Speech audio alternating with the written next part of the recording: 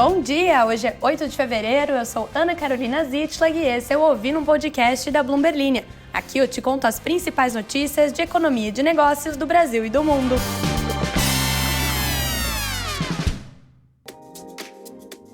Bom dia, queridas e queridos ouvintes. Eu tô no Recife. O que você tem a ver com isso? Você que veio aqui saber mais sobre a temporada de balanços dos bancos brasileiros, sobre as ações mais recomendadas para fevereiro, sobre por que a Petrobras está enfrentando um desafio de longo prazo, porque eu estou muito feliz e você vai escutar o meu tom de felicidade ao longo de todo esse podcast. Eu vim pro Recife para passar carnaval e nada me abala, nada me abala.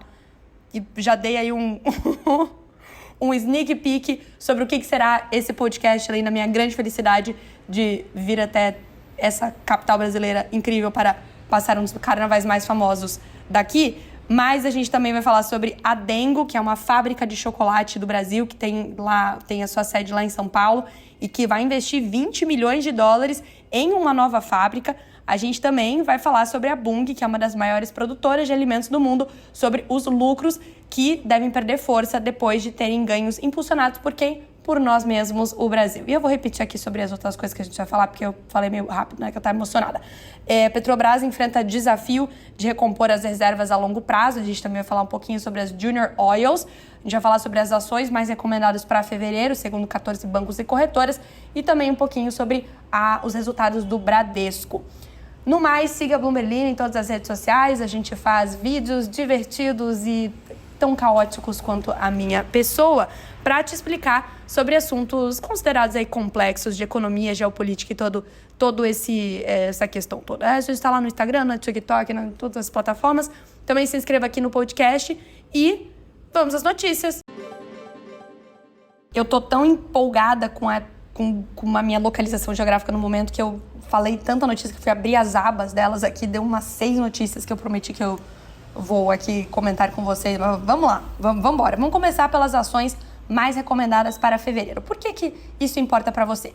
Todo mês, as principais corretoras e os principais analistas de investimentos fazem cartas aos seus clientes dizendo quais são as ações, tanto aqui no Brasil quanto no exterior, e também quais os ativos que eles estão considerando como positivos para você investir ou para que os clientes deles invistam naquele mês. Isso, claro, conforme cada corretora e cada casa analisa o cenário macroeconômico, o cenário para as ações, a volatilidade do mercado.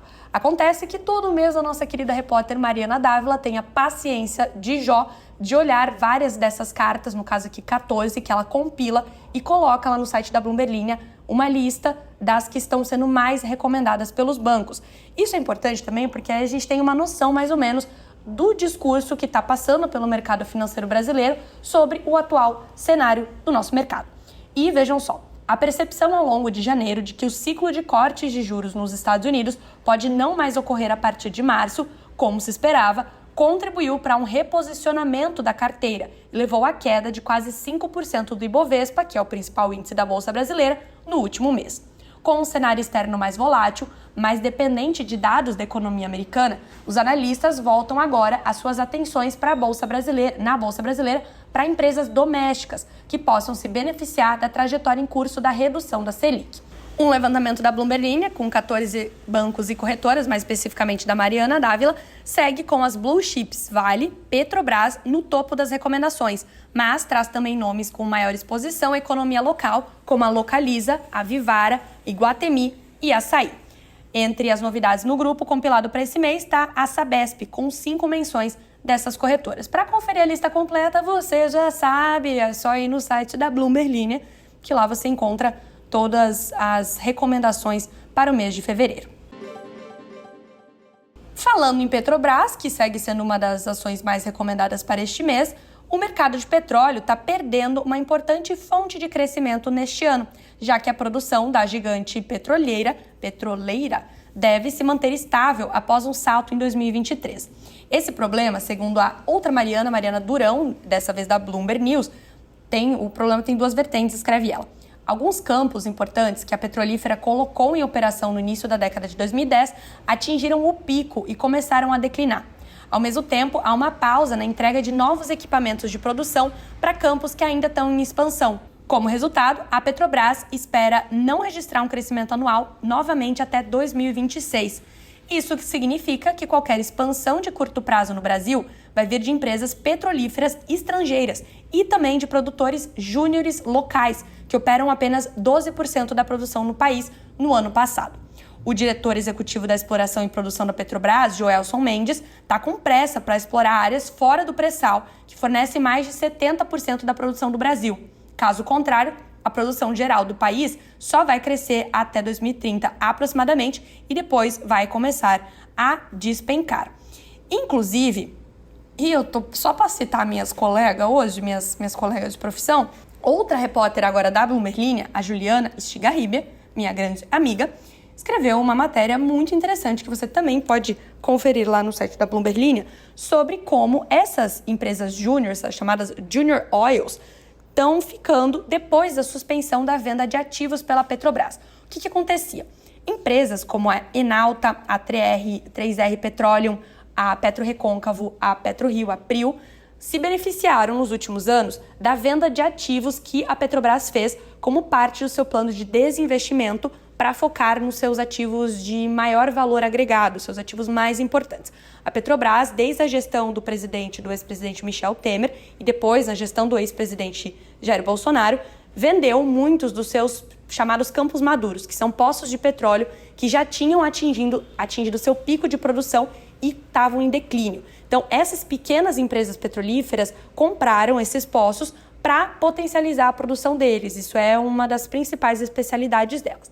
Desde que a Petrobras declarou que não vai mais vender esses campos maduros, não vai dar uma pausa na venda desses investimentos, essas empresas júniores, elas precisaram focar em outro tipo de investimento para continuar os seus crescimentos. Então, nessa reportagem da Ju, ela entrevista vários analistas que ponderam sobre quais seriam os próximos passos para essas pequenas empresas para elas continuarem a crescer no ritmo que elas estavam crescendo antes, só que agora sem a compra desses poços da Petrobras.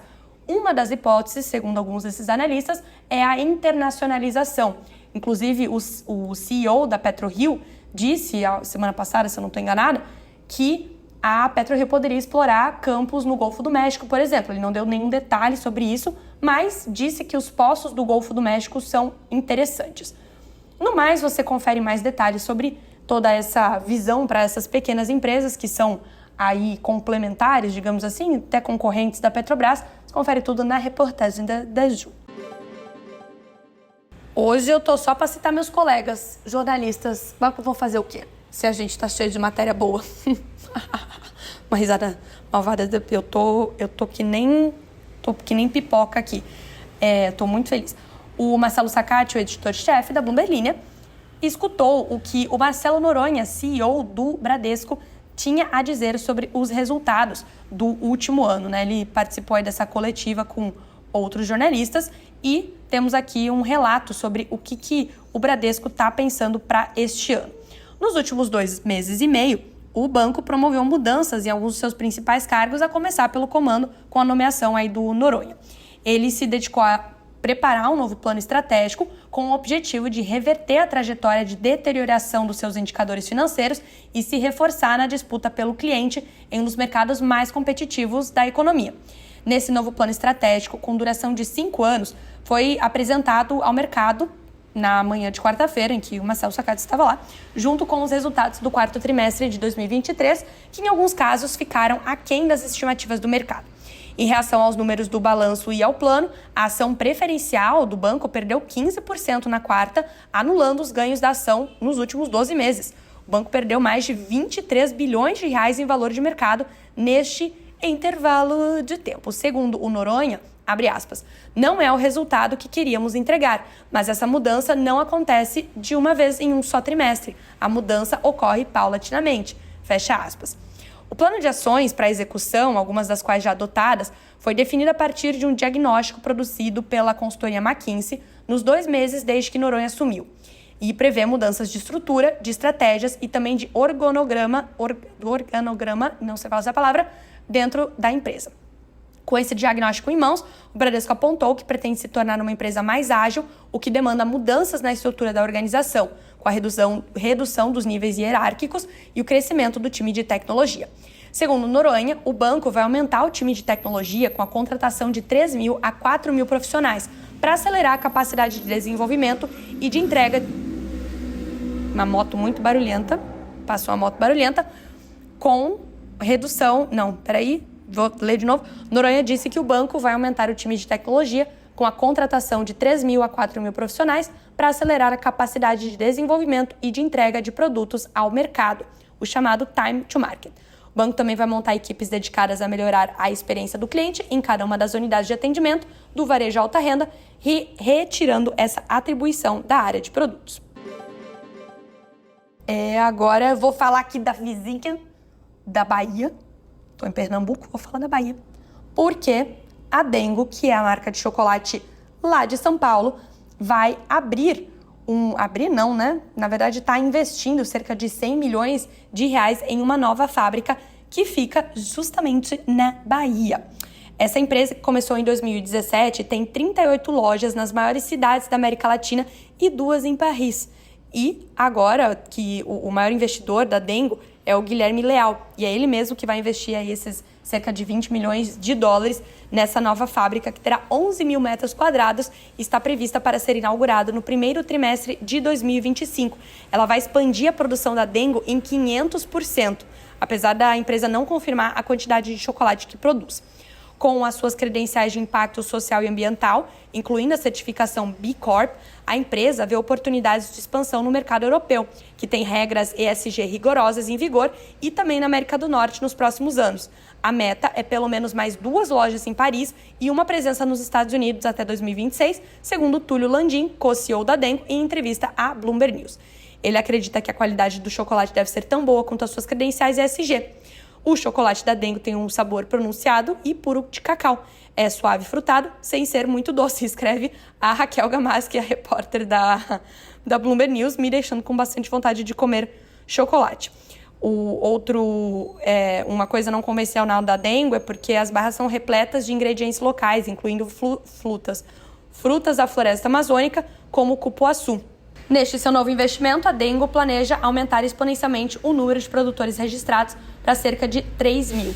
A expansão da empresa, em um momento em que o apetite do Brasil por chocolate cresce, incluindo o meu, põe aí a empresa na liderança deste planejamento no país. No terceiro trimestre, o Brasil consumiu 597 mil toneladas de chocolate, um aumento de 10% em relação ao mesmo período do ano anterior. Repito, volto a dizer, eu sendo uma das grandes responsáveis por isso. A Bunge alertou os investidores que o aumento do lucro nos últimos anos tem perdido força mais rápido do que o previsto, fazendo com que as ações da gigante do comércio agrícola oscilassem. Os lucros ajustados devem cair 1/3 esse ano, para aproximadamente $9 por ação, segundo a Bunge em um comunicado dos resultados trimestrais divulgados nesta quarta-feira. O guidance de lucro, que é a previsão para o ano, que seria mais baixo em 4 anos, ficou aquém ainda da estimativa média de $10,42 por ação dos analistas consultados pela Bloomberg. A perspectiva pessimista da Bunge foi parcialmente eclipsada por um crescimento de 14% no lucro do quarto trimestre. A Bunge viu os lucros dispararem para níveis recorde nos últimos anos, à medida que grandes perdas de colheita e interrupções causadas pela guerra na Ucrânia levaram a aumentos expressivos dos preços nos mercados de grãos, provando ser uma bênção para os tradings de commodity. Os preços se estabilizaram em níveis mais baixos em meio a um aumento nos estoques globais e a uma demanda em declínio, tornando mais difícil replicar o desempenho passado. Eu acabei... o podcast. Vou ler os comentários. Lembrando que você sempre pode fazer a sua sugestão e também reclamar da minha total ausência de seriedade. Mentira, eu sou muito séria lendo notícia. Só não sou séria quando eu não tô lendo notícia. Você pode reclamar disso lá na caixinha de comentários do Spotify. É só você rolar os comentários para baixo, o episódio para baixo, que vai aparecer no seu celular uma caixinha de comentário. Você também pode reclamar lá no Instagram da Bloomberg, que os social medias, eles adoram ler os comentários de vocês. O Midori, cujo nome é muito chique, pergunta se eu já não pensei em deixar um vídeo para a gente... Não, Berrei toda... Vou abrir aspas pra ele. Já pensou em deixar um vídeo pra te vermos neste momento em que gravo o podcast? Agora aqui no Spotify também tá liberado postar vídeo, fecha aspas. Midori, eu já fiz isso uma vez. Mas aí, se eu falando sou um caos, você imagina em vídeo. Então eu fui barrada. com consciência, o pessoal que me administra, eles falaram, vamos dar uma segurada. E eu concordo com eles. Vamos dar uma segurada, por enquanto não vou ficar só na voz. Mas você pode ver o TikTok, que lá eu apareço. A Lelê diz que amam episódios longos, que ela escuta enquanto cozinha. Então, felicidade pra ela que isso aqui vai ficar grandão. O Diogo diz que, meu dia não é tão bom se não começar ouvindo você. Que fofura, Diogo. Diogo Trancho. Grande nome, ótimo nome também. Que mais? A Rá pediu um resumão com os lucros do quarto trimestre do Bradesco, Itaú, Santander, blá, blá, blá. É uma ótima ideia, Rá. Eu vou deixar isso pra semana que vem mesmo, tá? Vou bem botar a culpa no carnaval, sem ter vergonha nenhuma na minha cara. Semana que vem a gente faz isso. E pra felicidade do Geraldo, eu estou zero séria no dia de hoje. Impossível ser séria no Recife. É carnaval. Tchau, tchau, tchau. Carnaval. Tchau, tchau, tchau. Grande beijo pra vocês, tá bom? Até amanhã.